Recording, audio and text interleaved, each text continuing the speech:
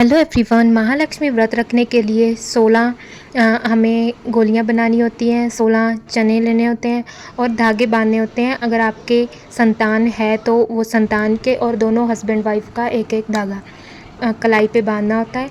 फिर उसके बाद कथा सुनाई जाती है। कथा में सबसे पहले जो हमने मिट्टी ली है उस मिट्टी में हमने 16 गोलियां बनानी है मिट्टी की। जैसे 2 लोग ने व्रत रखा है, मैंने और सासू माँ ने। पहले उन्होंने बनाई, फिर मैंने बनाई एक साइड, और उसके बाद ये घास लिया है जो अपने जो धागे हैं वो भी हमने निकाल के हाथ में रख लेने हैं। और जो घास है हमारे पास, कच्ची लस्सी ले लेनी है। कच्ची लस्सी में डुबो के हमने इस घास से जो हमारे पास चने हैं, जब हम कथा सुनेंगे साथ साथ हमने चने हैं जो वो मिट्टी में गिराने हैं। और जो हमने आटे की गोलियां बनाई हैं बीच में हल्दी डाल के, वो भी 16 हैं, उनको भी हमने 16 की 16 को हमने मिट्टी में डालना है। और जो साइड में हमने 16 गोलियां रखी हैं वो हमने लास्ट में बेरी में लगानी है। यही रस्म है मेन जो अदा की जाती है जब हम व्रत रखते हैं। तो हम मंदिर में भी जा सकते हैं कथा सुनने के लिए, पंडित भी सुनाते हैं। अगर आपके घर में कोई है सुनाने के लिए तो आप घर में भी सुन सकते हो। तो ऐसा कोई ऐसा वो इशू नहीं है इसमें। और हम सासू माँ कथा सुनाते गए और हम साथ साथ में पूरी कथा में ही हमने धीरे धीरे चने, ये गोलियां हमने धीरे धीरे करके गिराते जाना है मिट्टी में। और एंड में हमने इनको निकाल लेना है। निकाल के हम इनको रख सकते हैं, पंछियों को खिला सकते हैं। हमने फेंकना नहीं है कहीं भी। और जो मिट्टी है वो भी हमने नहीं फेंकनी है। उसमें हम नवरात्रे आते हैं, उसके बाद हम उसमें खेतरी बीज सकते हैं। तो शाम को हमको पंडित को खाना देना होता है। जो भी हम जितनी हमारी गुंजाइश है, मीठा बना के चावल पूड़ियाँ वो हम शाम को दे के आते हैं। अब मैं इस व्रत की कथा स्टार्ट करने जा रही हूँ। ये बेसिकली पुत्र प्राप्ति के लिए होता है। जिनको संतान नहीं होती वो व्रत रखते हैं ताकि उन्हें संतान जल्दी हो और ख़ास करके पुत्र उनको प्राप्त हो और धन की कमी ना हो, क्योंकि ये महालक्ष्मी का व्रत है। तो ये कथा इस प्रकार। बहुत समय पहले की बात है। एक राजा था जिसका नाम मंगलसेन था। राजा के पास धन वैभव सब कुछ था, लेकिन उसे संतान सुख की कमी थी। एक दिन वह जंगल में शिकार खेलने गया। वहां उसने देखा कि कुछ महिलाएं पीला धागा बांधकर माँ लक्ष्मी की पूजा कर रही थी। उसने पंडित से पूछा तो पता चला कि यह व्रत संतान सुख के लिए किया जाता है। राजा प्रसन्न होकर उन महिलाओं से पीले धागे मांगता है और विधि विधान भी जानता है ताकि वह घर जाकर रानी को यह व्रत विधि पूर्वक करने को कह सके। लेकिन रानी घमंडी थी। उसने सोचा कि इतना आभूषण पहनकर उसे यह साधारण पीला धागा क्यों बांधना है। उसने वह धागा घोड़े के अस्तबल में फेंक दिया। वह सफाई करने वाली एक लड़की थी। जब वो कूड़ा साफ करने लगी तो उसकी टोकरी बहुत भारी हो गई। कूड़ा फेंकने समय वह माँ लक्ष्मी के पीले धागे मिले।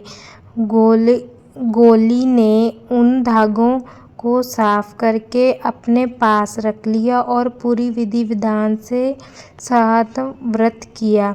धीरे धीरे उसके पास धन वैभव की वृद्धि होने लगी। इसी बीच राजा का संकट आया और उसे वजीर व रानी सहित जंगल में भटकना पड़ा। जंगल में भटकते भटकते रानी और वजीर की पत्नी एक संत के पास आकर ठहर गई। संत ने बताया कि रानी की यह दुर्दशा माँ लक्ष्मी के धागे का अपमान करने के कारण हुई है।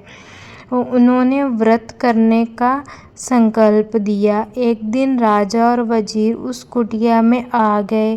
राजा ने अपनी रानी को पहचान लिया और उसे घर वापस लाने की कोशिश की, पर रानी ने कहा अब वह संत की पुत्री बन गई है। संत ने राजा को व्रत पूरा करके पर आशीर्वाद दिया।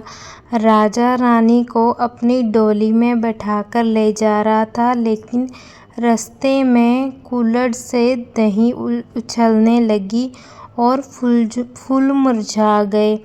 यह उसके पिता ने बोला था, जब ऐसा हो जाए तो मेरी मृत्यु हो जाएगी।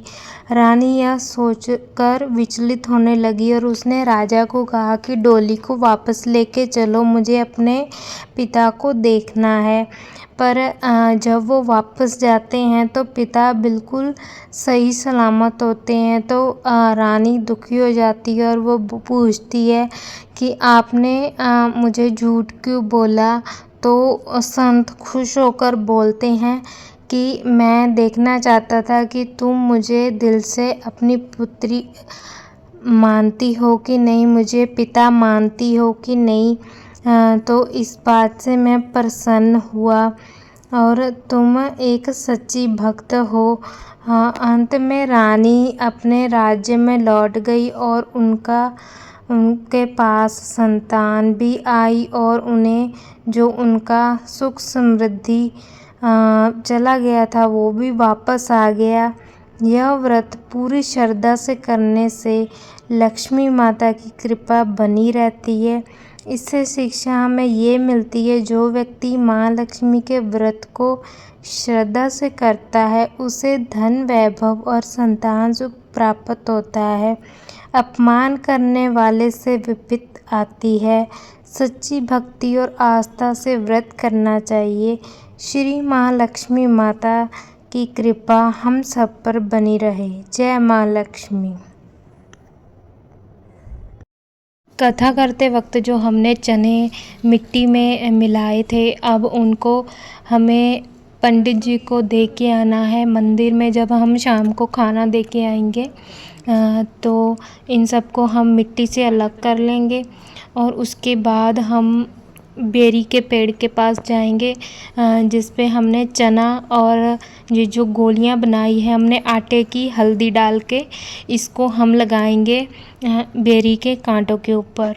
और ये बोला जाता है कि बेरिए नी बेरिए तेनू बेर लगणगे मिठे, तेनू पत्तियां दी छां मैनू पुत्रां दी छां। इसका मतलब है कि तुझे पत्तों की छाएं और मुझे पुत्र प्राप्ति हो। इसके बाद शाम को जब तारे निकलते हैं तब हमें अर्घ देना है, जैसे हम करवा चौथ पे अर्घ देते हैं, और अर्घ दे के हम उसके बाद खाना खाते हैं। मैंने भी यही किया, मेरा पहला व्रत था, इसलिए मेरी सास ने मुझे बताया कि ऐसे ऐसे करना है। बिल्कुल सेम करवा चौथ की तरह ही था, बस चंद्रमा नहीं देखना था, सिर्फ तारे देखने थे। तारे देख के मैंने अर्घ दिया और उसके बाद मैंने खाना खाया। और आप जो भी खाना चाहो खा सकते हो। आई होप आपको वीडियो अच्छी लगी हो, इन्फॉर्मेटिव लगी हो, तो आप वीडियो को लाइक करना, शेयर करना।